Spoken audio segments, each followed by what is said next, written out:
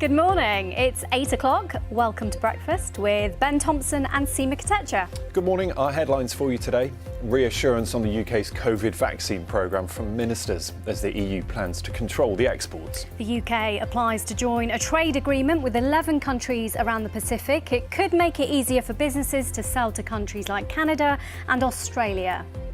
Good morning. Manchester United's Marcus Rashford is the latest player to reveal he's been racially abused online. In a tweet, he says he's been subjected to social media and humanity at its worst.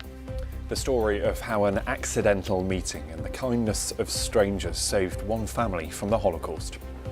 And is this the perfect location for binge-watching films? A cinema for one in a lighthouse on a remote island. Good morning. We're looking at a cold and frosty start this morning. Many of us will have a dry day with spells of sunshine, but in the west, we're going to see a band of rain move in, and this will probably bring some snow to the hills of Wales and perhaps the hills of Northern Ireland as well. Join me for the detailed forecast a little bit later on.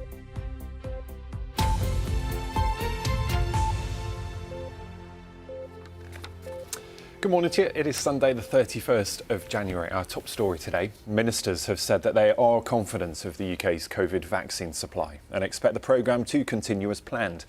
Now that comes after Brussels said it would put controls on supplies exported from the EU. Now the total number of people who have had a first dose of the vaccine in the UK now stands at 8.3 million. And the aim is to have 15 million jabs done by the 15th of February. Now, if the government is to reach its own targets, all care home residents should be vaccinated by the end of today. Our political correspondent Nick Eardley reports. Nearly 8.5 million people in the UK have now had a coronavirus vaccine dose. Ministers believe the rollout is going well and could be a way out of the restrictions on our lives. In the EU, though, there have been delays. Brussels had wanted to use emergency powers from the Brexit deal to introduce controls between Northern Ireland and the Republic, but it ditched the plans after widespread criticism, admitting it had made a mistake. It clearly was a mistake in that regard. I think, however, what's important is that the channel of communications are open and they are constructive ones. They took on board what we said and they relatively quickly pulled back.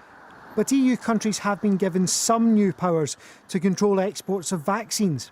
The government here says it won't affect its plans. We're confident. We have assurances that the supply that we have procured, the supply that we have paid for, is going to be delivered. That's why we are carrying on with our programme, and I'm working with ministers across the United Kingdom in order to make sure that we can accelerate the rollout of that vaccine programme to make sure that there are more jabs in more arms, exactly as we've planned. There have been concerns raised about so-called vaccine nationalism, with warnings countries must work together to beat the pandemic. The rollout is proving controversial. Nick Eardley, BBC News. Well, let's speak now to our political correspondent Jessica Parker. Jess, morning to you. Look, lots of important vaccination deadlines coming up, aren't there, over the next few weeks? Clearly one today as well. How are we getting on as far as that rollout is concerned? Well, look, as Nick was just reporting there, ministers sounding pretty confident. As you say, a deadline of tonight to have offered, and ministers do talk about offering the vaccine to all elderly care home residents. I don't think we'll probably find out until tomorrow or the next day as to whether that target has been met. Then that really big target of vaccinating or offering the first dose of the vaccination to the 15 million most vulnerable and elderly by the middle of February. Now, clearly looking at the figures, there is some way to go, but again, the government sounding very confident about hitting that target. Beyond that, they're looking to vaccinate the top 9 priority groups over 50s by the spring and all adults in the United Kingdom by September. And I think as you look ahead to the medium and longer term, naturally things look a little bit less certain. But Michael Gove there, a senior minister, saying that as things stand, they think that they will be able to deliver this programme currently exactly as planned. Interestingly, though, in terms of day-to-day supplies, how much vaccine there is at any one time, the UK government being deliberately tight-lipped on that issue. Why is this so important? Why have we seen this extraordinary last few days in terms of the EU's movements? Well, of course, really this is because the vaccine's key to protecting people, particularly the most elderly, particularly the most vulnerable, but key as well across the world to try and unlock economies that have suffered so much and unlock society as well. Yeah.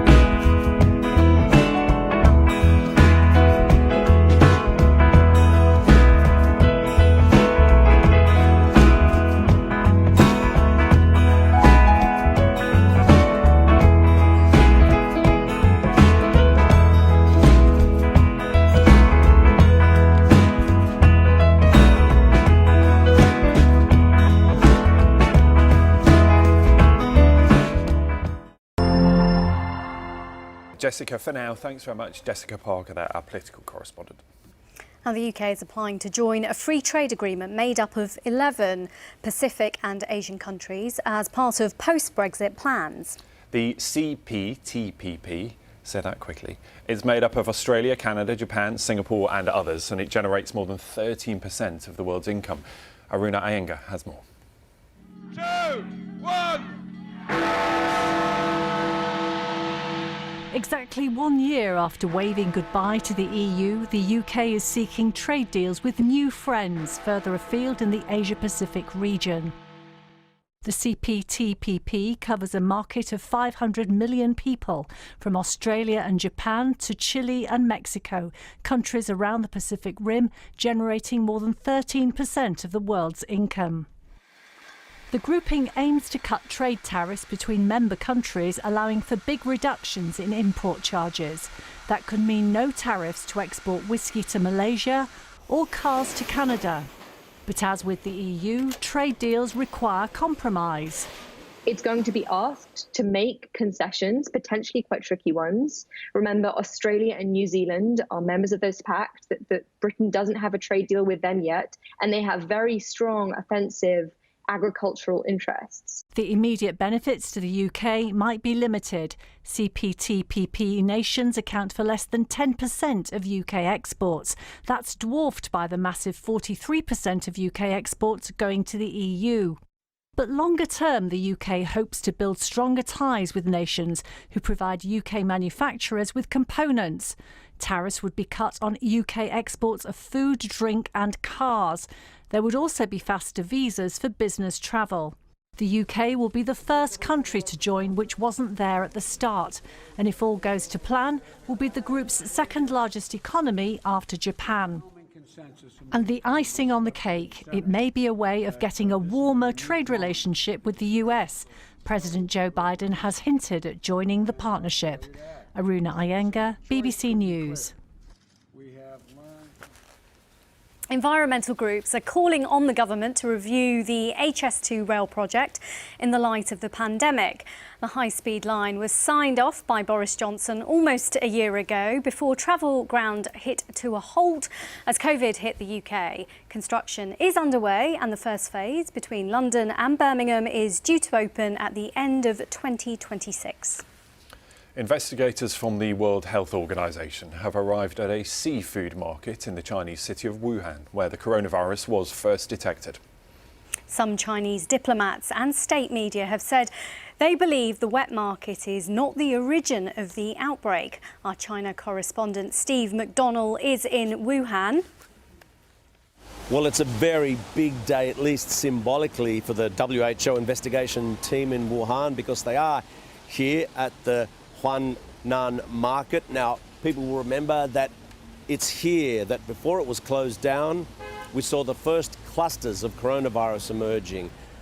And because of that, and the fact that there are lots of exotic animals being sold previously at the market, there was a theory that possibly it's right here that the coronavirus jumped from one of those animals into human beings.